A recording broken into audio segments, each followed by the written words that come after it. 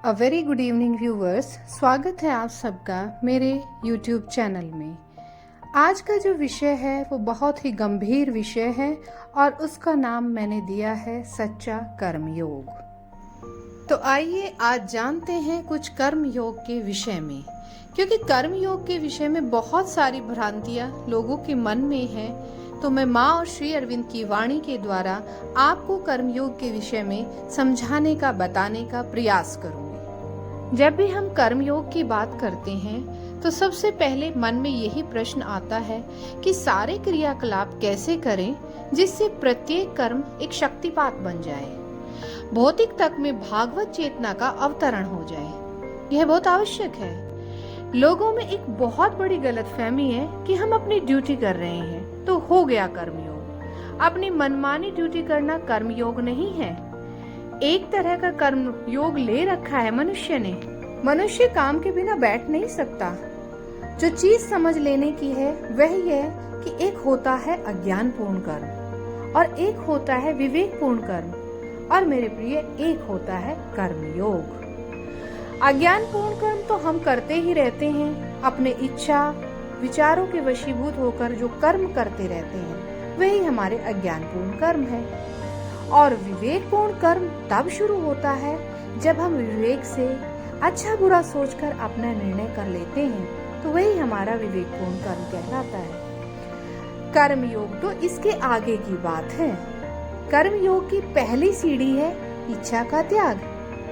अगर इच्छा है तो कर्मयोग नहीं हो सकता है। इच्छा के त्याग का अर्थ है कि अगर आज का दिन आपने भगवान को दे दिया है तो जब वे खाना खिलाएंगे तब खाना होगा, जिससे वो बात कराएंगे उससे बात करनी होगी।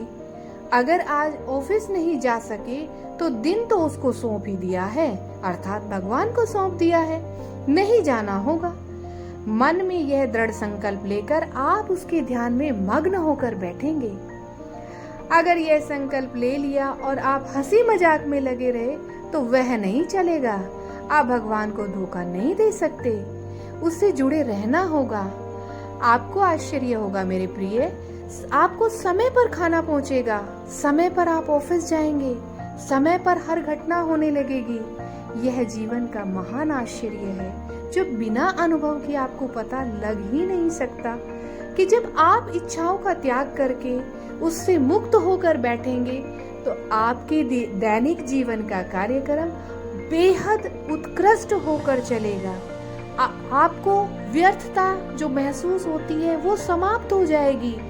यह भाव आपको तभी प्रतीत होगा मेरे प्रिय, अगर आप एक रविवार कर्म योग में उससे युक्त होकर कर्म करने में लगाएंगे तो आपकी पहली सीढ़ी पूर्ण हो जाएगी। यही आपके कर्म योग की जब आप इच्छाओं का त्याग करके समर्पण का भाव लेकर उसका अपने शरीर में आह्वान करके अपने मन में आह्वान करके बैठेंगे या चलेंगे तो दूसरी चीज होगी, वह होगी गाइडेंस। किसकी गाइडेंस? ईश्वर की गाइडेंस, सुप्रीम की गाइडेंस, डिवाइन की गाइडेंस। और वो गाइडेंस आने लगेगी, शरीर से आएगी। सडनली, अचानक आपका शरीर खड़ा होगा, काम करने लगेगा। आप कहेंगे, अरे यह क्या हुआ? वह तो सचेतन शक्ति है, वह जड़ शक्ति नहीं है। आपको अपने शरीर में उतरते हुए वह शक्ति, वह चेतनता आपको महसूस होगी, अनुभव होगी। वह गलत चीज लिख नहीं पाएगा, गलत शब्द जबान से निकलेंगे नहीं, क्योंकि आपने भागवत चेतना को अपने भीतर, अपने गुह्य में उतार लिया है। तो अगर हर काम उससे युक्त होकर करना है तो आप दूसरी सीढ़ी पर होंगे और उसकी यानी कि सुप्रीम की, डिवाइन की गाइडेंस आने लगेगी। अब मैं बात करूंगी तीसरी सीढ़ी की। तीसरी सीढ़ी कब आप चढ़ पाएंगे? जब हमारा अहम भाव दूर होने लगेगा। आपको लगेगा जैसे काम अपने आप हो रहे हैं, आपके द्वारा, दूसरों के द्वारा एक ही शक्ति काम कर रही है और आपके काम की सीमाएं अपने आप स्वतः होने लगेगी। यह कर्मयोग का एक और रूप होगा। श्री अरविंद के योग में तो कर्मयोग एक नया रूप ले लेता है। इसमें शरीर का परिवर्तन करके काम स्वयं होने लगेगा। श्री अरविंद ने एक जगह लिखा है कि कैसे उन्होंने अपनी साधना में अमुक लोगों के साथ, जनरलों के साथ, जो कहीं चीन में थे, कहीं इटली में, और वे जिन्हें जानते भी नहीं थे, अपनी चेतना जोड़ दी और जो काम वे हासिल कर पाए उसका अंदाजा भी नहीं लगाया जा सकता। तो उसका एक नया परिणाम होगा जब आपकी चेतना विश्व में होगी। आपको अपने लड़के को यह नहीं कहना पड़ेगा तू उधम मत मचा, तू शोर मत कर। आपने अपनी चेतना उसके साथ जोड़ दी। आपको अपने आप करेक्ट इंस्पिरेशन यानी कि उचित प्रेरणा आने लगेगी। यह चेतना आपकी नहीं, भगवान की होगी। आपने अपनी चेतना देश के काम में लगा दी तो अपने आप देश में भी परिवर्तन आने लगेगा। आपकी शक्तियों का, काम करने की शक्तियों का इतना भारी विकास भागवत चेतना स्वयं कर लेगी कि आप उसका अंदाजा भी नहीं लगा सकते। वह फुलर लाइफ होगी, वह पूर्ण जीवन होगा।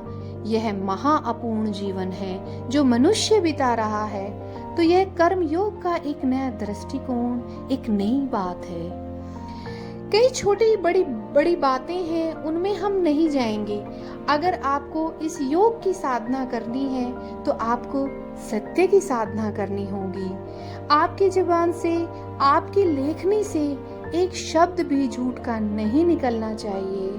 मेरे प्रिय, मजाक में भी नहीं निकलना चाहिए। आपकी अपने आप पर पूर्ण कंट्रोल लाना होगा, नियंत्रण लाना होगा।